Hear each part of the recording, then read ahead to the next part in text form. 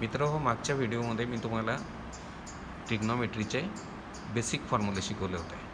आता मी ट्रिग्नोमेट्रिक आयडेंटिटीजबद्दल तुम्हाला माहिती देतो आहे. ट्रिग्नोमेट्रिक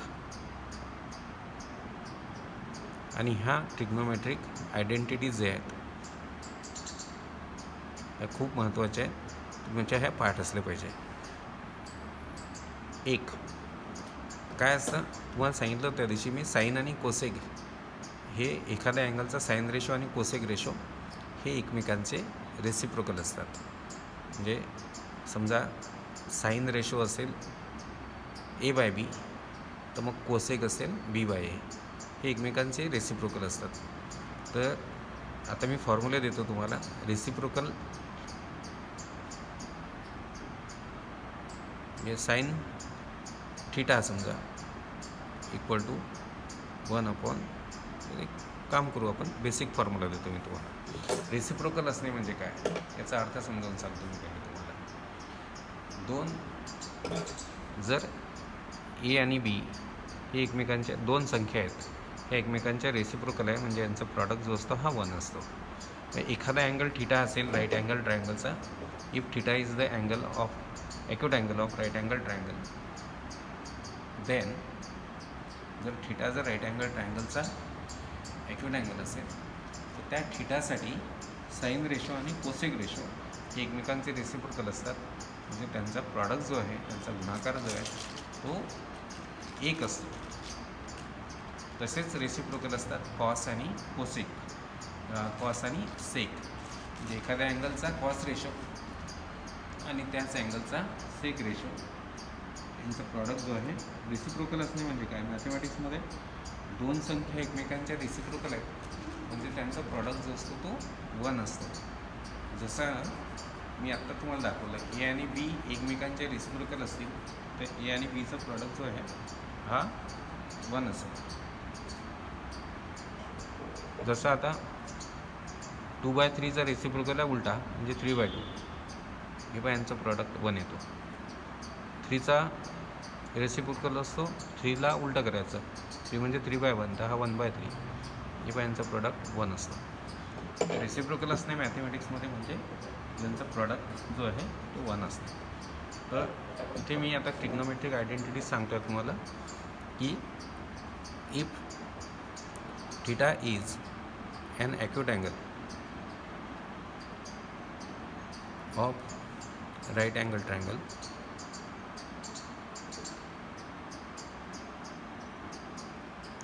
समजा एक राईट अँगल ट्रायंगल आहे, थीटा त्याचा ॲक्यूट अँगल आहे.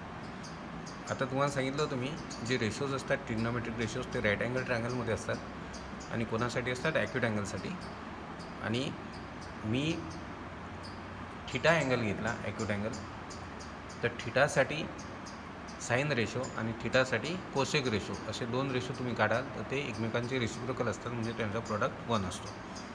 तर if theta is an acute angle of right angle triangle then आता पहा पहिला formula sine theta into cosec theta यांचा प्रॉडक्ट 1 असतो. हा बेसिक फॉर्म्युला आहे मेन. आणि याच्यावर मग दोन फॉर्म्युले आपल्याला आणखी भेटतात. दॅट इज आता तुम्ही कोसेक थीटाला इकडे टाकलं तर sine theta equal to into cosec theta divided by cosec theta होईल. आणि साईन थीटाला जर तुम्ही इकडे घेतलं तर इंटू साईन थीटा इकडे डिवायडेड बाय साईन थीटा होईल. म्हणजे हा बेसिक फॉर्म्युला साईन आणि कोसेक एकमेकांचे रेसिप्रोकल असतात. म्हणजे एखाद्या अँगलचा साईन आणि त्याच अँगलचा कोसेक यांचा प्रॉडक्ट 1 असेल. मग समजा तुम्ही कोसेक थीटाला इकडे घेतलं तर तुम्हाला भेटेल sine theta equal to 1/, cosec theta. And sine थीटाला जर इकडे घेतलं तर तुम्हाला भेटेल cosec theta equal to 1/, sine theta. हे 3 फॉर्म्युले आले याच्यामध्ये. असेच रेसिप्रोकल असतात एकमेकांचे कॉस आणि सेक. म्हणजे थीटाचा कॉस रेशो आणि थीटाचा सेक रेशो यांचं प्रॉडक्ट 1 येईल. तर फॉर एक्झाम्पल हे अँगलसारखा पाहिजे. समजा कॉस 30 इंटू सेक 30 हा प्रॉडक्ट किती असेल, 1 असेल. म्हणजे एखाद्या अँगलचा कॉस आणि त्याच अँगलचा सेक यांचा प्रॉडक्ट किती येईल, 1 येईल. तसंच आता हा मेन फॉर्म्युला कॉस आणि सेक हे एकमेकांचे रेसिप्रोकल असतात. याच्यावर आणखी 2 फॉर्म्युले भेटतात. मग cos theta equal to into sec थिटाला आपण इकडे घेऊ तर 1/सेक थिटा होईल आणि कॉस थिटाला जर इकडे टाकलं तर आपल्याला फॉर्म्युला भेटेल सेक थिटा इक्वल टू 1/कॉस थिटा. हे व्हेरी इम्पॉर्टंट फॉर्म्युला, एवढं लक्षात ठेवायचं होतं, व्हेरी इम्पॉर्टंट. नंतर तिसरा अशीच पेअर असते रेसिप्रोकलची, टॅन आणि कॉट. म्हणजे एखाद्या अँगलचा टॅन रेशो आणि त्याच अँगलचा कॉट रेशो यांचा प्रॉडक्ट 1 असतो. हे फक्त लक्षात ठेवायचं. For example tan 20 into cot 20 equal to 1 येईल, कारण हे दोन्ही अँगल सेम आहे. एखाद्या अँगलचा टॅन आणि त्याच अँगलचा कॉट यांचा प्रॉडक्ट किती येईल? 1 येईल. हे लक्षात ठेवायचं. असे पण प्रॉब्लेम येऊ शकतात आपल्याला परीक्षेत.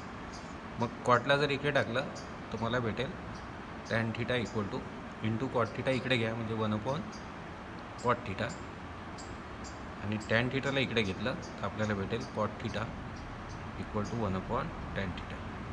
एकूण 9 फॉर्म्युले झाले. 1 2 3 4 5 6 7 8 9. आता हा पुढचा फॉर्म्युला देतो की एखाद्या अँगलचा साईन आणि त्याच अँगलचा कॉस यांचा रेशो हा त्या अँगलच्या टॅन रेशोला असतो. म्हणजे एखाद्या अँगलच्या साईनला त्याच अँगलच्या कॉसने भागलं तर त्या अँगलचा टॅन रेशो आपल्याला भेटतो. म्हणजे sine theta upon cos theta equal to tan theta, किंवा tan theta equal to sine theta upon cos theta. आणि 5वा फॉर्म्युला असतो इम्पॉर्टंट. याला जर उलटं केलं की कॉस एखाद्या अँगलच्या थिटाच्या कॉसला, एखाद्या अँगलच्या कॉसला त्याच अँगलच्या साईननी भागलं, म्हणजे कॉस थिटाला साईन थिटानी भागलं तर आपल्याला भेटेल कॉट थिटा. म्हणजेच cot theta equal to cos theta upon sine theta, tan theta equal to sine theta upon. हे फॉर्म्युले 5 बेसिक. अजून मी आता अनदर ट्रिगोनोमेट्रिक आयडेंटिटीज कडे येतो. हे पण पुन्हा व्हेरी इम्पॉर्टंट आहे.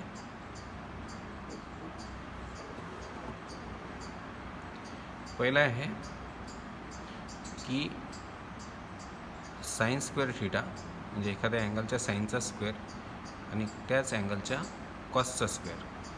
एखाद्या अँगलच्या साईनचा स्क्वेअर आणि त्याच अँगलच्या कॉसचा स्क्वेअर यांची सम 1 असते.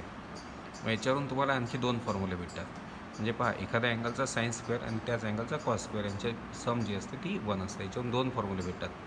कॉस स्क्वेअरला जर तुम्ही इकडे केलं तर तुम्हाला भेटेल 10. अशा प्रकारे कॉस स्क्वेअरला इकडे आणा तर तुम्हाला भेटेल sine square theta equal to 1 - cos square theta, आणि जर साइन स्क्वेअर थिटाला इकडे आणलं तर हे प्लस साइन स्क्वेअर थिटा इकडे मायनस होईल, म्हणजे cos square theta equal to 1 - sine square theta. तर पहा, हा एक फॉर्म्युला आणि हे त्याच्यावरून भेटलेले आणखी 2 फॉर्म्युले. म्हणजे एखाद्या अँगलचा साइन स्क्वेअर आणि कॉस स्क्वेअरमध्ये रिलेशन असते, या दोघांची सम 1 असते.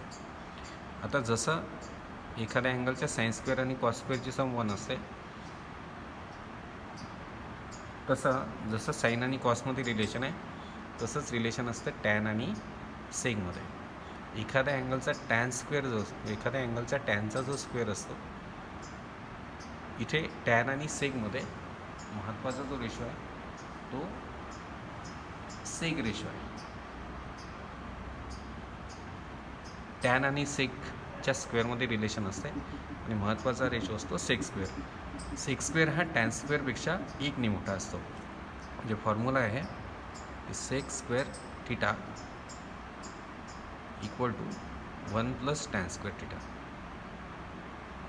जे सेक स्क्वेअर आणि टॅन स्क्वेअरमध्ये एखादा अँगल असेल थिटा तर त्याच्या सेक स्क्वेअर आणि टॅन स्क्वेअरमध्ये रिलेशन असते, आणि सेक स्क्वेअर जो असतो तो टॅन स्क्वेअरपेक्षा 1 ने मोठा असतो.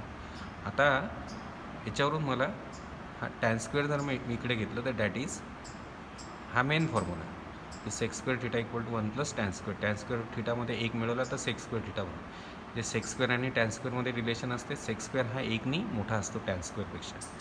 मग आता समजा मी टॅन स्क्वेअर हा प्लस इकडे घेतला तर हा मायनस होईल. म्हणजे सेक स्क्वेअर थिटामधून एखाद्या अँगलच्या थिटाच्या सेक स्क्वेअरमधून टॅन स्क्वेअरला जर मायनस केलं हा जी वजाबाकी डिफरन्स असतो 1चा.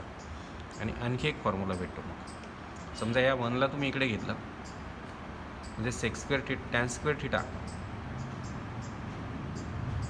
हा 1नी लहान असतो सेक स्क्वेअर थिटापेक्षा. म्हणजे 1ला इकडे घेतलं मी तर सेक स्क्वेअर थिटा प्लस 1 इकडे होईल, या साईडला -1 म्हणजे सेक स्क्वेअर थिटा. म्हणजे लक्षात घ्या, एखाद्या अँगलचा सेक स्क्वेअर आणि टॅन स्क्वेअरमध्ये रिलेशन असते. सेक स्क्वेअर हा टॅन स्क्वेअरपेक्षा 1नी मोठा असतो. म्हणजे sec square theta equal to 1 plus tan square theta. Tan square थिटामध्ये 1 मिळवल्यावर सेक स्क्वेअर थिटा भेटतो. आणि हा 1नी मोठा आहे सेक स्क्वेअर थिटा. म्हणजे सेक स्क्वेअर थिटामधून टॅन स्क्वेअर थिटा मायनस केलं तर 1 भेटेल तुम्हाला. हा 1नी मोठा आहे टॅन स्क्वेअरपेक्षा. आणि टॅन स्क्वेअर थिटा कसा भेटेल, हा 1नी लहान आहे सेक स्क्वेअरपेक्षा. म्हणजे tan square theta equal to sec square theta minus 1. आता मी जसं रिलेशन साईन कॉसमध्ये आहे, जसं रिलेशन सेक आणि टॅनमध्ये आहे, तसंच रिलेशन असतं कोसेक स्क्वेअरमध्ये आणि कॉट स्क्वेअरमध्ये. इथे कोसेक स्क्वेअर हा महत्त्वाचा असतो. आणि हा कोसेक जसा सेक स्क्वेअर हा टॅन स्क्वेअरपेक्षा 1नी मोठा असतो, तसा कोसेक स्क्वेअर थिटा म्हणजे एखाद्या अँगलचा कोसेक स्क्वेअर हा त्याच्या कॉट स्क्वेअरपेक्षा 1नी मोठा असतो. म्हणजे 1 plus cot square theta. Cosec square आणि कॉट स्क्वेअरमध्ये रिलेशन लक्षात ठेवा. कोसेक स्क्वेअर मेन हा कॉट स्क्वेअरपेक्षा 1नी मोठा. म्हणजे cosec square theta equal to 1 plus cot square theta. आता असंच कॉट स्क्वेअरला मी इकडे घेतलं तर मला भेटेल मग that is cosec square theta. हे लक्षात ठेवायचं मी सांगतो तसं. Cosec square theta cot square थिटापेक्षा 1नी मोठा असतो. कोसेक स्क्वेअर थिटामधून जर तुम्ही कॉट स्क्वेअर थिटा मायनस केलं मग तर किती डिफरन्स येईल, 1. आणि मला जर कॉट स्क्वेअर मला घ्यायचं असेल कोसेकवरून तर हा कॉट 1नी लहान असतो कोसेक स्क्वेअरपेक्षा. म्हणजे कॉट स्क्वेअर थिटा होईल कोसेक स्क्वेअर थिटा मायनस 1. लक्षात घ्या, कोसेक स्क्वेअर हा कॉट स्क्वेअरपेक्षा 1नी मोठा असतो. कोसेक स्क्वेअर आणि कॉट स्क्वेअरमध्ये रिलेशन असते. म्हणजे कसं लक्षात ठेवायचं, कोसेक स्क्वेअर कॉट स्क्वेअरमध्ये रिलेशन असते. कोसेक स्क्वेअर मेन असतो, हा कॉट स्क्वेअरपेक्षा 1नी मोठा असतो. मग कोसेक स्क्वेअर थिटा आपल्याला भेटेल 1 प्लस कॉट स्क्वेअर थिटा. नंतर कोसेक स्क्वेअर थिटामधून कॉट स्क्वेअर थिटा मायनस केलं तर 1 मिळेल, कारण हा 1नी मोठा आहे. याच्यातून याला मायनस केलं तर 1 भेटेल. आणि कॉट स्क्वेअर थिटा हा 1नी लहान असतो कोसेक स्क्वेअरपेक्षा. तर कॉट स्क्वेअर थिटा भेटेल कोसेक स्क्वेअर थिटा मायनस 1.